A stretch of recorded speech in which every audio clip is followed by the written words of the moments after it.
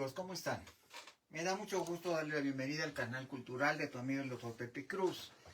Hemos tomado la decisión de hacer estas 20 sesiones o 20 clases de egiptología para verter algo de conocimiento sobre un tema tan serio y profundo.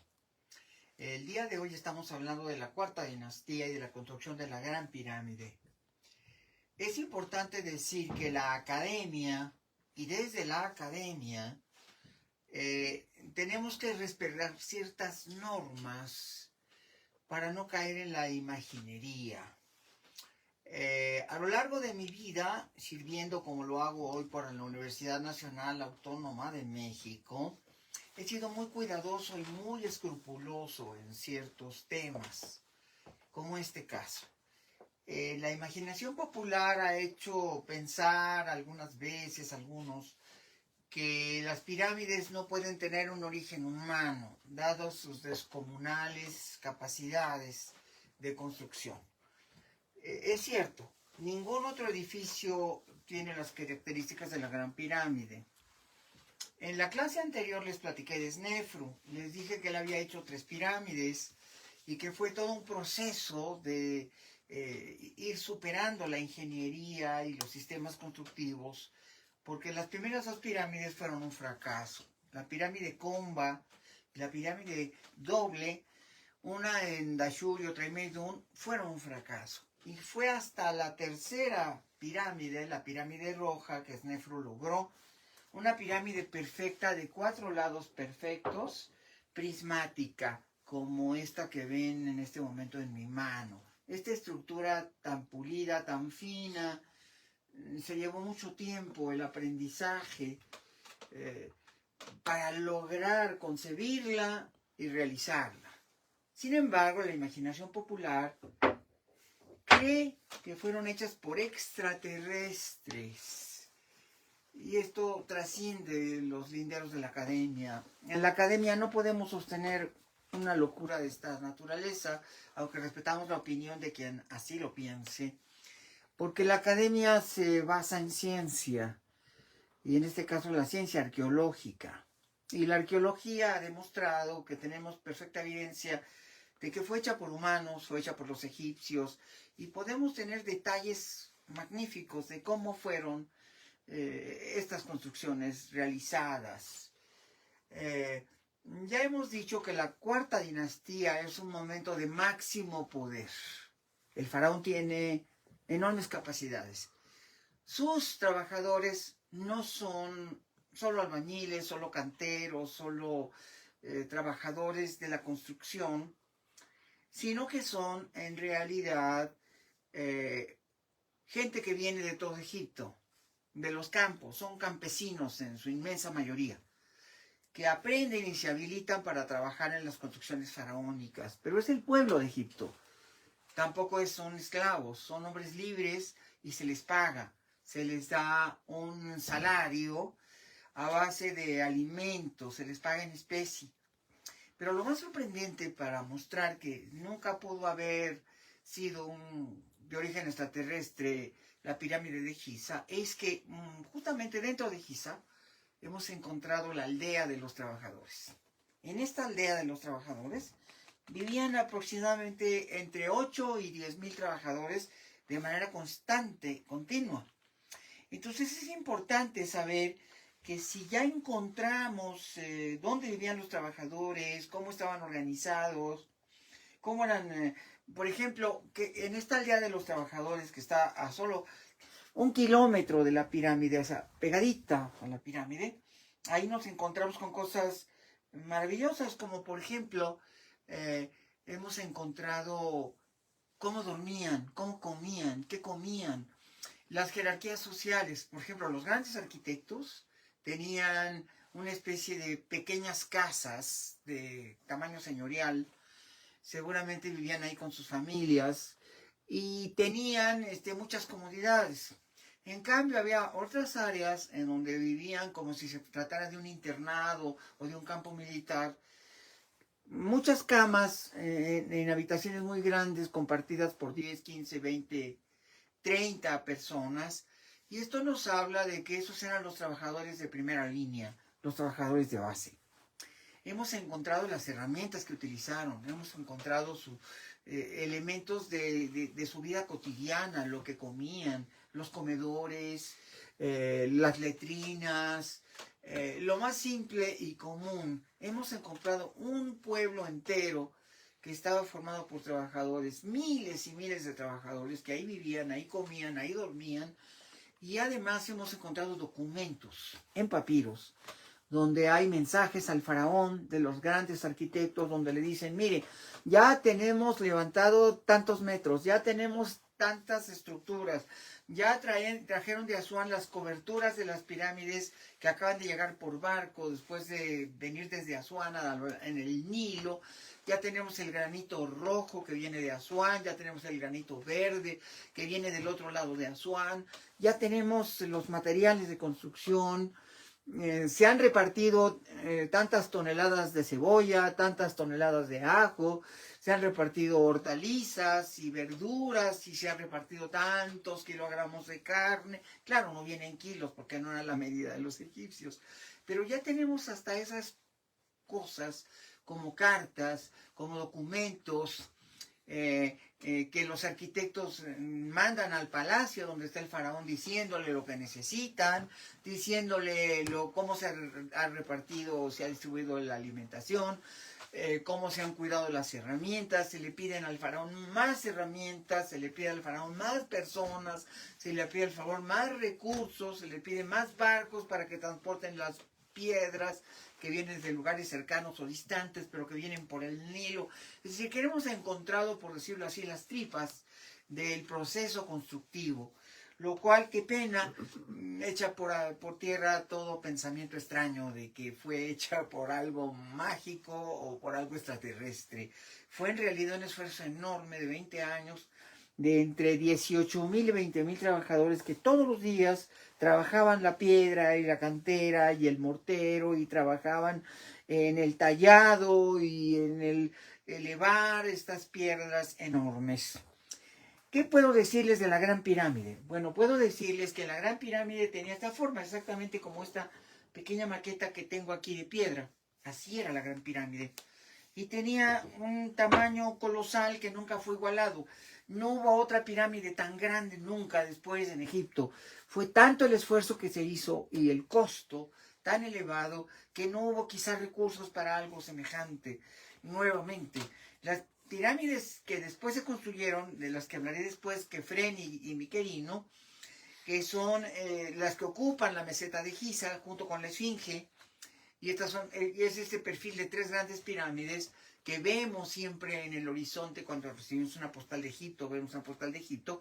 Bueno, son las pirámides de Keops, Kefren y Micerino, pero la gran pirámide, que es la de Khufu o Keops, es la más grande de todas y tiene 146 metros en su estructura original, es decir, tuvo 146 metros. Para ahí fue proyectada, con esa altura fue proyectada, pero en la actualidad no tiene la parte superior porque fue volada, fue explotada, la pirámide ha sufrido muchos atropellos a lo largo de su historia.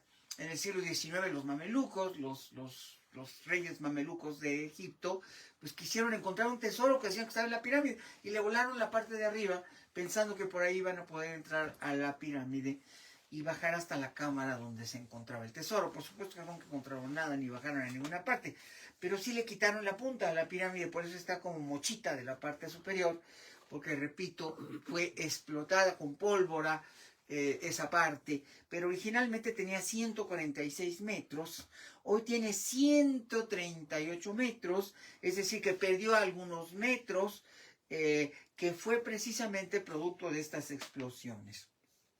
Sin embargo, la pirámide sigue siendo monumental, colosal, la pérdida es insignificante y la base de la pirámide es de 138 metros, la actual.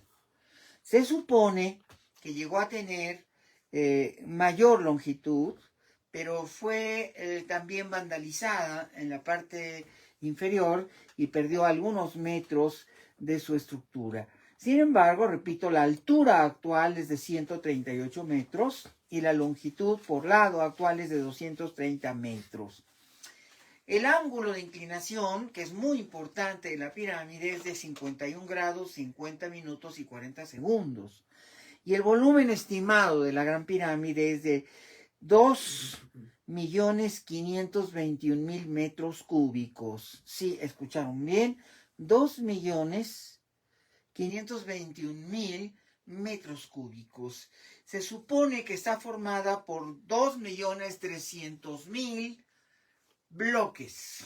2.300.000 bloques, de los cuales algunos pueden llegar a pesar 10 toneladas, 8 toneladas, 5 toneladas.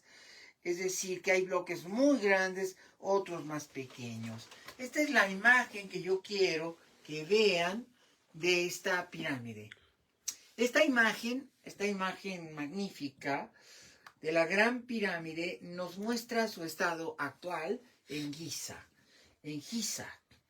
y nos dice exactamente la forma y características que tiene.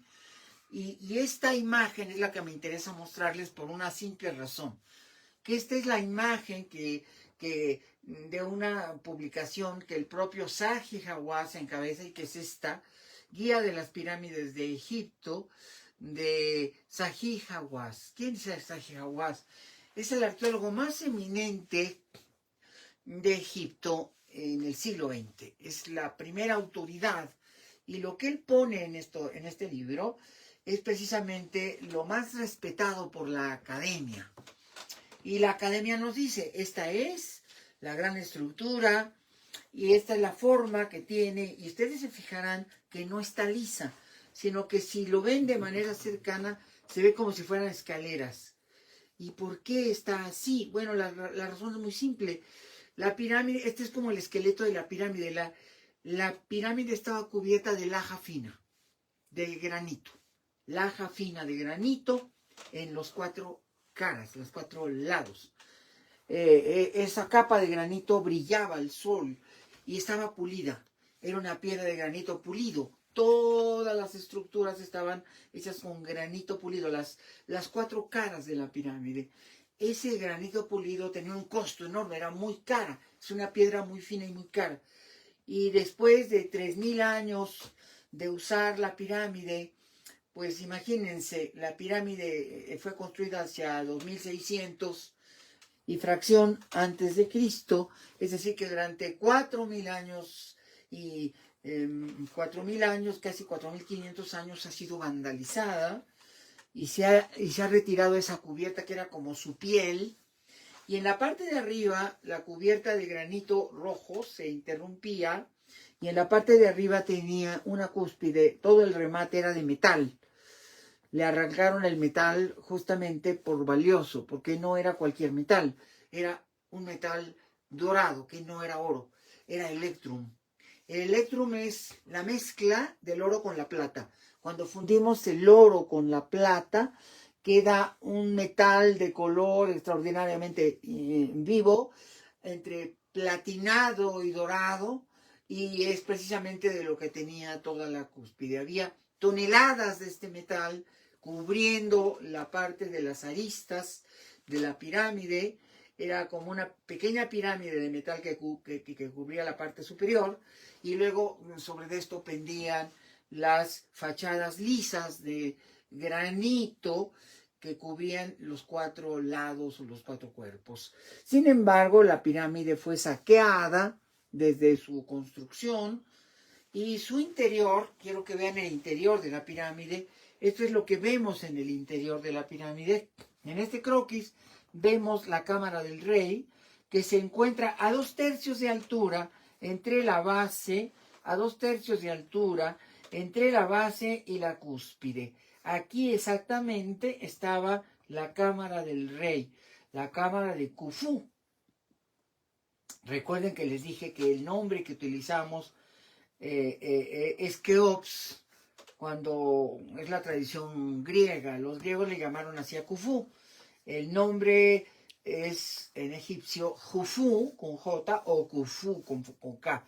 Jufu o Khufu es el nombre verdadero de este faraón que la manda a construir y que ha pasado a la historia como Keops. Y Keops es una corrupción griega del término Jufu. Y aquí tenemos precisamente el camino a la cámara, cómo estaba construido por dentro, había corredores para poder entrar, por ahí entró la momia, por ahí la trasladaron hasta su santuario interior dentro del edificio, porque no nos olvidemos que en realidad las pirámides son tumbas templo, son máquinas para la resurrección. Los egipcios creen que hay una resurrección y que el alma del faraón, que en realidad los egipcios tienen 9 almas en lugar de nosotros que tenemos una. ¿Se acuerdan que voy a dedicar toda una clase a hablar de las 9 almas que según los egipcios tenemos? Lo voy a hacer un poquito más adelante, pero Jufu, como todos los egipcios de su tiempo, pensaban que todos los seres humanos teníamos 9 almas y cada una de las almas tiene un propósito y un objetivo. Entonces aquí tenemos el lugar por donde pasó la caravana que llevaba a la cámara del rey el cadáver convertido en momia de Jufu. Y por aquí entró y después fueron selladas, se retiraron, depositaron en su lugar la momia cuidadosamente y el tesoro, la momia y el tesoro, y después se retiraron los trabajadores y los sacerdotes y la nobleza que acompañó en la caravana, en el entierro de Jufu. Y después se selló con enormes rocas y grandes cantidades de arena que caían y que impedían que ese pasadizo se volviera a utilizar. Pero si se fijan muy bien, hay otra cámara abajo, hay una cámara abajo en la tierra. Se ha construido 20 metros abajo de la pirámide, en lo que podríamos llamar es la cimentación, otra serie de pasadizos excavados en la piedra bruta, es decir, en la piedra de origen, en la piedra muy dura que hay en Giza y muy resistente al peso, y en esa piedra dura se ha excavado otra cámara que vemos aquí, que es la cámara secreta, y que probablemente era donde estaba, dicen algunos, aquí es donde estaba realmente la momia. Esta era nada más para despistar a los ladrones de tumbas y se dice que el verdadero tesoro estaba abajo y también la momia. Estas son algunas de las especulaciones que se han creado. ¿Por qué? Porque no tenemos 2 cámaras, tenemos 3 cámaras. Aquí tenemos la primera, que será la principal, la que en teoría es la que va a ocupar el faraón. Luego tenemos la que está a 20 metros bajo tierra, en lo profundo abajo de la gran pirámide, que podría ser la verdadera cámara donde se van a depositar la momia y los tesoros, pero luego tenemos otra cámara falsa que se encuentra abajo de la cámara principal, que es una cámara de secundaria, que es la tercera cámara, como haciendo muy difícil para los saqueadores de tumbas que puedan encontrar a la verdadera sepultura o el verdadero lugar donde ha sido depositada la momia del faraón Jufu o Khufu.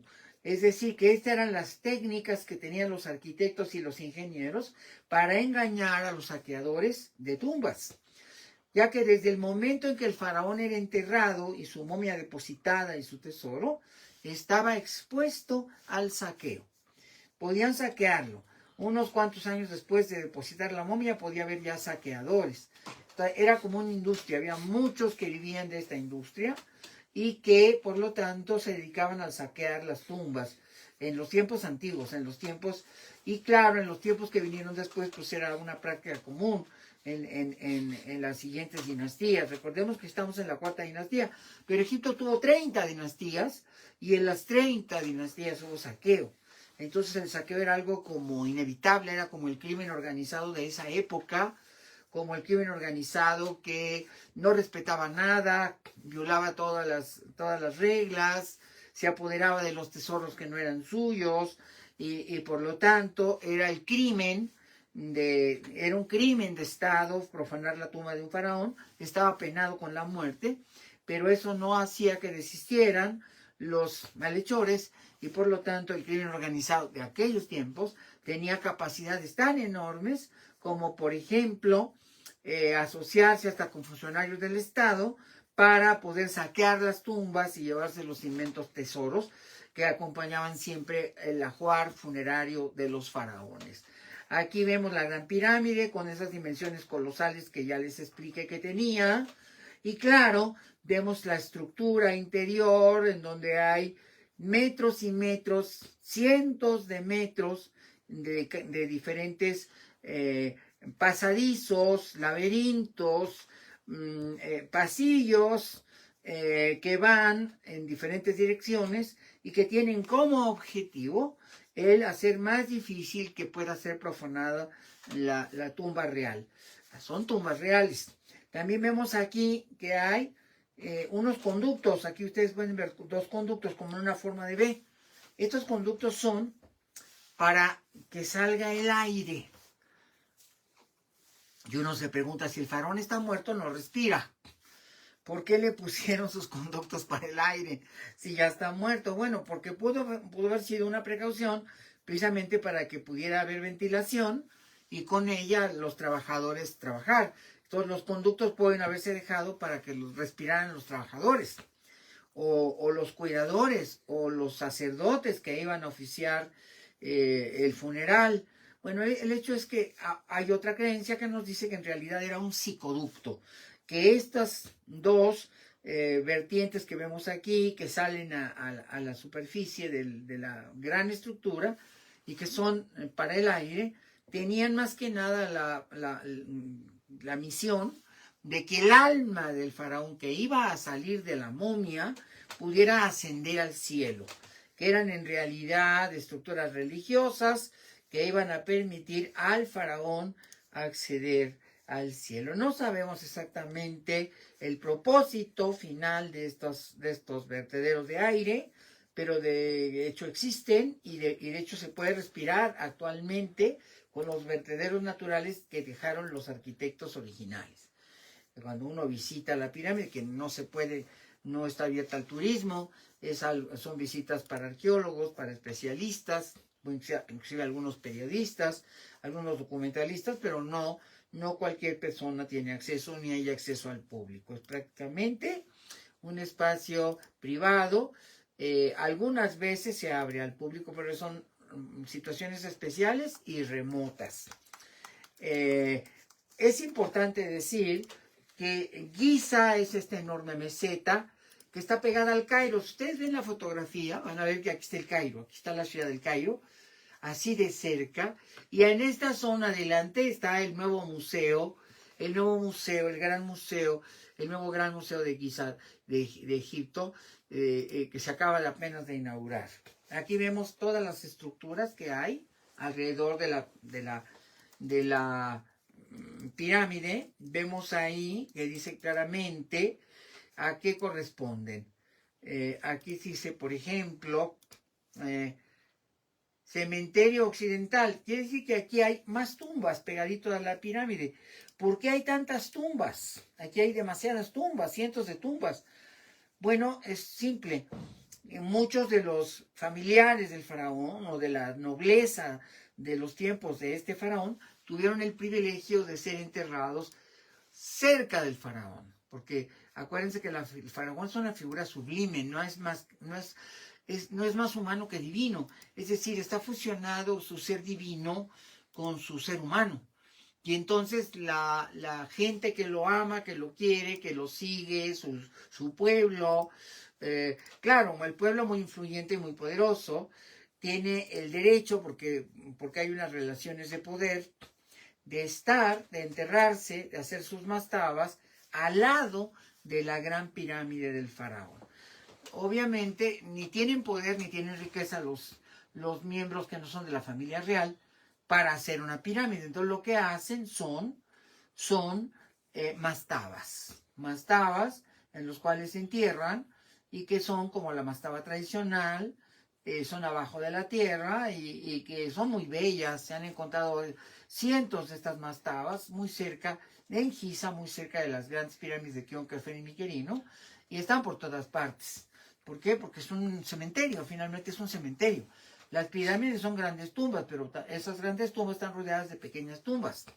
Aquí tenemos, por ejemplo, que nos dice el croquis, aquí está la gran pirámide, y también acá va a haber mastabas. Estas mastabas son todavía mucho más elaboradas. De hecho, son mucho más importantes. Estas mastabas son, en realidad, las llamadas mastabas principales o mastabas de las reinas que vemos aquí. Son pequeñas pirámides en donde hay personas de la familia real o son las reinas del faraón, son las esposas del faraón, o son príncipes o son figuras muy importantes. Y también aquí encontramos las grandes ofrendas de barcos. ¿Por qué? Porque se ofrendaban barcos, que eran una especie de parte del mito. Recuerden que ya les dije que los faraones son inmortales y van a subir al cielo, van a ir con el sol y van a entrar a la barca solar de Ra. Recuérdense que los egipcios piensan que el sol todos los días se desliza, sale por el oriente y se pone por el occidente y cruza todo el cielo en una barca. La barca no la vemos porque la fuerza del sol nos impide verlo, nos deslumbra el sol y nos ciega si insistimos en verlo. Y entonces el poder del sol, que quema los ojos, no permite ver, pero ellos suponen que es un barco celestial que va flotando por el firmamento y que ahí va el sol. Y va acompañado de todos los faraones de Egipto, ahí van todos han subido. Entonces se han dejado aquí una ofrenda de barcos muy grandes, de barcos que son una especie de copia de la barca celestial, y esas son las ofrendas que se encuentran de este lado de la piedra, los grandes barcos que fueron encontrados aquí y que representan a la barca solar de Ra. ¿Por qué? Porque los faraones se van a integrar con Ra. Parte de su alma tiene fragmentos de la conciencia de Ra y de la luz divina de Ra. Eso se los voy a explicar en su momento, es algo muy serio, muy importante, muy significativo. Es como una especie de chispa divina que tienen los faraones del propio Ra. Y aquí tenemos propiamente la estructura como está en la actualidad, y aquí un gran boquete que fue abierto en el siglo XIX. Otra vez, este enorme boquete fue volado con pólvora y tenía como objetivo, según los mamelucos en aquellos tiempos, encontrar caminos secretos hacia el gran tesoro. Repito, gran tesoro nunca se encontró, porque la tumba ya había sido saqueada desde muchos siglos, miles de años antes. Aquí tenemos más características de la Gran Pirámide. ¿Y qué vemos aquí? Bueno, aquí vemos con mayor claridad cómo es por dentro. Esto que ven ustedes aquí, que es el gran sillar, donde está la cámara principal, esas rocas enormes que pusieron ahí, es para evitar que haya derrumbes sobre el espacio hueco, sobre las cámaras. Por eso están esos enormes bloques que son piedras inmensas que fueron colocadas ahí como parte de la estructura. Y dentro del interior de la pirámide vemos estas estructuras como son realmente. Por aquí pasa una persona, camina, eso tiene muchos metros de altura, y es el gran pasillo, la gran galería, así se le llama a esta estructura enorme que conduce hasta la cámara del rey, la cámara principal. Y esta gran galería, bueno, es parte de estas estructuras que vemos aquí en el interior del edificio. Y esto que ven ustedes acá es el sarcófago vacío y abandonado del faraón. Entonces, se supone que en algún momento dentro de este sarcófago de piedra estaba colocado otra serie de sarcófagos de forma antropomorfa, tal y como establece la tradición, como lo vemos en el sepulcro de Tutankamón. Ya hablaré de estos sarcófagos cuando lleguemos a Tutankamón, pero básicamente son en forma de cuerpo humano y se tallaban en maderas que eran laqueadas y eran doradas, sobredoradas, pero aquí en realidad lo que vemos es como un cubo a donde estaba en el interior el cuerpo del faraón, el faraón Khufu, en sus ataúdes, que a veces eran 3, a veces eran 5, que eran parte de la representación, como matruscas rusas, uno dentro del otro, y así podemos ver el interior. ¿Qué más vemos? Vemos los propileos de un templo, es decir, que además los templos no estaban solos, sino que a unos 700, 800 metros hay un templo. El templo que cuidaba la llegada o la entrada al sepulcro del faraón. Y aquí vivían de manera continua entre 20 y 40 sacerdotes del culto de Khufu, que vivían en oración permanente, cuidando las estatuas del faraón que estaban aquí. Aquí estaban las estatuas del faraón, que eran siempre una docena, 2 docenas. Y se decía que el alma del faraón estaba también en esas estatuas. Había que mantener el culto a estas estatuas, porque partes de sus 9 almas estaban en esas estatuas. Ya les explicaré esto con detalle en su momento. ¿Qué relación hay entre las estatuas, la momia, que tienen que conservarse para que el faraón pueda tener vida eterna? Para que el faraón pueda tener su vida eterna y pueda estar lleno de bendiciones y en salud, viviendo en el cielo con Ra. Todo esto es parte de la religión egipcia y se las voy a explicar con mucho cuidado y sumo detalle. Esto sería como eran los templos. Estos eran los templos. Este es un patio. Aquí estaban las cámaras. Aquí se adoraban las estatuas del faraón. En esta parte se adoraban las estatuas del faraón. Aquí estaban aquí se hacían los sacrificios a las deidades para que cuidaran el alma del faraón. Y aquí vivían los sacerdotes, en este como conventito que hay aquí. Aquí vivían, estaban las cámaras donde dormían, los recintos donde comían. Y aquí vivían alrededor de entre 20 y 40 sacerdotes, todo el tiempo, por cientos de años, cuidando que nadie tocara al faraón y haciendo los rituales que tenían que hacerse todos los días. Se hacían con las estatuas y que tenían que hacer todos los días para mantener viva el alma del faraón. Y bueno, pues aquí tendríamos como que aquí se guardaría parte del tesoro, ¿verdad? Pero no la parte de oro, sino los muebles y otros artefactos y las estatuas. Y finalmente acá, bueno, en el interior estarían las cámaras, el tesoro, y estaría propiamente la tumba, es decir, el lugar exacto donde está el sarcófago de piedra, y dentro del sarcófago de piedra estaría Aquí vemos con mayor claridad, quiero que vean con mayor claridad, cómo era toda esta estructura de este panteón. Aquí vemos una cantidad enorme de mastabas. Y acá está el pueblecito del que les hablé. Acá está el pueblecito donde vivían los trabajadores. Aquí se alcanza a ver parte del pueblecito. Este es el parte del pueblecito donde los trabajadores viven y hacen su vida cotidiana y van a trabajar todos los días. Allá viven y viven en comunidad, ¿verdad? Y allá están los ingenieros, los arquitectos.